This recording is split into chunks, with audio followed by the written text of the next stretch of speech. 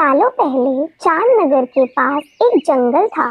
वहाँ एक बड़ा सा बरगद का पेड़ था जिस पर एक कौवा और कोयल दोनों अपने अपने घोंसले में रहते थे।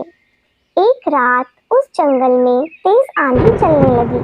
देखते ही देखते बारिश शुरू हो गई। कुछ ही देर में जंगल का जो भी था सब बर्बाद हो गया। अगले दिन कौवे और कोयल को अपनी भूख मिटाने के लिए कुछ भी नहीं मिला। तभी कोयल ने कौवे से कहा, हम इतने प्यार से इस जंगल में रहते हैं, लेकिन अब हमारे पास खाने के लिए कुछ भी नहीं है। तो क्यों ना जब मैं अंडा दूं तो तुम उसे खाकर अपनी भूख मिटाना, और जब तुम अंडा दोगे तो उसे खाकर मैं अपनी भूख मिटा लूंगी। कौवे ने कोयल की बात पर सहमति जताई। संयोग से सबसे पहले कौवे ने अंडा दिया और कोयल ने उसे खाकर अपनी भूख मिटा ली। फिर कोयल ने अंडा दिया। कौवा जैसे ही कोयल का अंडा खाने लगा तो कोयल ने उसे रोक दिया। कोयल ने कहा, तुम्हारी चोंच साफ नहीं है, तुम इसे धोकर आओ, फिर अंडा खाना। भागकर कौवा नदी के किनारे गया। उसने नदी से कहा, तुम मुझे पानी दो, मैं अपनी चोंच धोकर कोयल का अंडा खाऊंगा। नदी बोली, ठीक है, पानी के लिए तुम एक बर्तन लेकर आओ। अब कौवा जल्दी से कुम्हार के पास पहुंचा।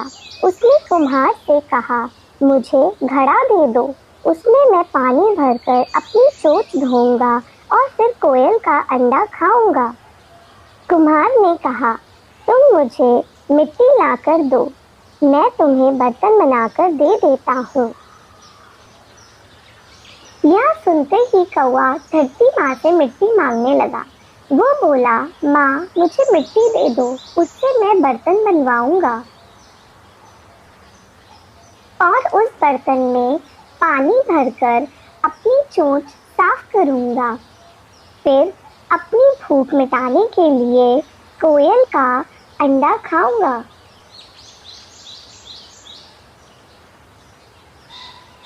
धरती माँ बोली, मैं मिट्टी दे दूंगी, लेकिन तुम्हें खुरपी लानी होगी, उसी से खोदकर मिट्टी निकलेगी।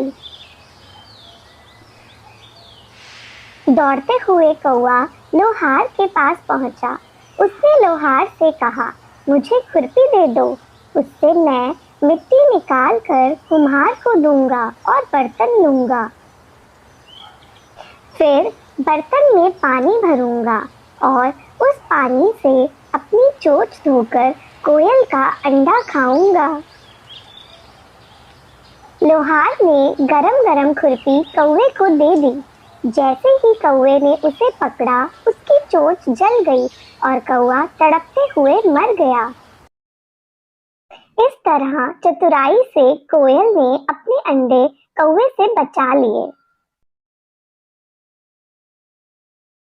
कौवे और कोयल की कहानी यह सीख देती है कि दूसरों पर आंख बंद करके भरोसा नहीं करना चाहिए, इससे नुकसान खुद का ही होता है।